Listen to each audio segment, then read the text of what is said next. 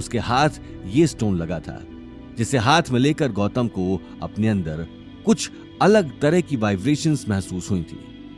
आज भी गौतम को वही वाइब्रेशन अपने अंदर महसूस हो रही थी। उसकी नजरें सिर्फ उस हाथ में रखे स्टोन पर थीं, लेकिन स्टोन के साथ ही आज उसके सामने एक बहुत बड़ी मुसीबत भी खड़ी थी। गौतम, क्या कर रहे हो? हमारे सामने लोग हमें मारने के लिए खड़े हैं और तुम यहाँ खड़े खड़े टाइम पास कर रहे हो। तुम मेरी सेफ्टी के लिए आए हो या फिर मुझे मरवाने के लिए? गलती मेरी है। तुम जैसे आदमी को साथ में लेकर आने से पहले ही मुझे सोचना चाहिए था। ये भगवान, कहां फंस गया? उन दोनों को बड़बड़ाते हुए देखकर शॉप के मालिक का पारा चढ़ गया। उसकी शक्ल देखते ही अनिल का सिर पसीने से तरबतर हो गया। शॉप के मालिक के साथ कुछ हट्टे कट्टे मुश्तंडे गौतम और अनिल को घेर कर खड़े थे। अनिल का सिर पसीने से तरबतर हो चुका था, लेकिन गौतम की आंख अब तक उसी स्टोन पर अटकी हुई थी। राजी खुशी सामान ले जाते, तुम्हारा भी इतना टेम ना खराब होता, लेकिन तन्ने तो हीरो बननो है ना, तो थारी हीरोगिरी मैं निकालूं। ये बात सुनते ही गौतम अगले ही पल समझाने के लिए आगे आ गया। सेठ जी, मेरी बात सुनिए। आपको कोई गलत फहमी हुई है। हम यहाँ कोई पंगा करने नहीं आए, बस सामान खरीदने आए हैं। तो फिर ये आदमी पुलिस की धमकी काई बात नो दे रही है? देख भाई, पुलिस से मैं कौन डरूं? नहीं, इनका कहने का ये मतलब नहीं था। वो बस बातों ही बातों में निकल गया। हम लोग भी पुलिस का कोई पंगा नहीं चाहते हैं। देखिए सेठ जी, अगर पुलिस आएगी तो उससे आपको भी नुकसान होगा और हमारा भी, और फिर इस मारपीट से दोनों को कुछ हासिल नहीं होगा। ये बात सुनते ही शॉपकीपर अपने आसपास देखने लगा। धंधे को टेम है और बात तो पते की केरियो है।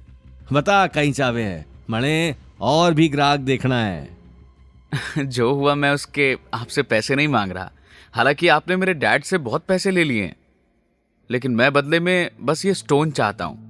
गौतम के हाथ में स्टोन देखते ही शॉप ओनर ने अपने पास खड़े आदमियों को वापस भेज दिया और स्टोन को ध्यान से देखने लगा। उन हट्टे कट्टे आदमियों के जाते ही अनिल गहरी सांस लेकर एक कोने में जाकर बैठ गया। चलो, अच्छा हुआ ये लोग चले गए। ये गौतम का बच्चा कहीं तो काम आया, लेकिन अब पता नहीं इसे ये स्टोन क्यों चाहिए। भाड़ में जाए, मुझे क्या मतलब, कुछ भी करे मेरी जान तो बची।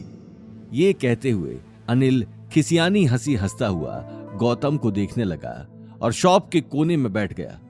वहीं शॉप का मालिक अभी तक उस स्टोन को बड़े ध्यान से देख रहा था। भाई, मानो पड़ोगो थाने, पार की नजर है थारी, पण ये तो टूट रियो है। टूटे हीरो को काई करेगा? वो आप मुझ पर छोड़ दीजिए। टूटा हुआ है इसीलिए मुझे चाहिए। ठीक है भाई, थारी मर्जी, मने तो बेचना ही है, ले जा। पड़ी बहुत महंगो है। मैं इसके 300 रुपए दूंगा। आपके पास हमारे पैसे जमा हैं, इसीलिए ना आपको कुछ कहने की जरूरत है और ना ही हमें। देखिए सेठ जी, आपकी वजह से हमारा भी टाइम खराब हुआ है, इसीलिए बदले में बस ये स्टोन मांग रहा हूँ। वो भी टूटा हुआ है, इतना तो आप अपने ग्राहक के लिए कर ही सकते हैं। ये बात सुनते ही शॉप का मालिक मंद मंद मुस्कुराने लगा। जो की बात करे है और चीजा की सही पहचान भी कर सके है।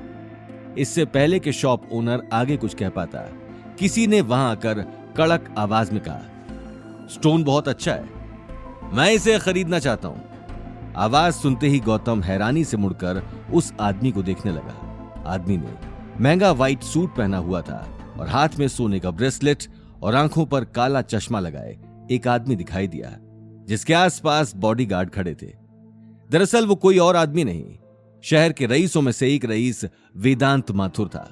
वेदांत को एंटीक चीजों का शौक था और इसलिए उसका एंटीक मार्केट में आना जाना लगा रहता था। सेठ जी, मैं ये स्टोन खरीदना चाहता हूं, कहिए इसकी कीमत कितनी है? गौतम एक नजर में वेदांत को पहचान चुका था। वहीं वेदांत की बात सुनकर शॉप के मालिक को कुछ समझ नहीं आ रहा था। अरे हुकुम, थे तो काढ़ाने वाले थे और मने तो थाड़े वास्ते बढ़िया से बढ़िया चीजें अलग काढ़ रखी हैं। थे भी काई टूटे स्टोन मारे। आगे की कहानी जानने के लिए देखिए अगला एपिसोड सिर्फ पॉकेट एफएम के यूट्यूब चैनल पर और रॉयल वारिस के सारे एपिसोड्स को सुनने के लिए डिस्क्रिप्शन में दी लिंक से डाउनलोड करें पॉकेट एफएम ऐप।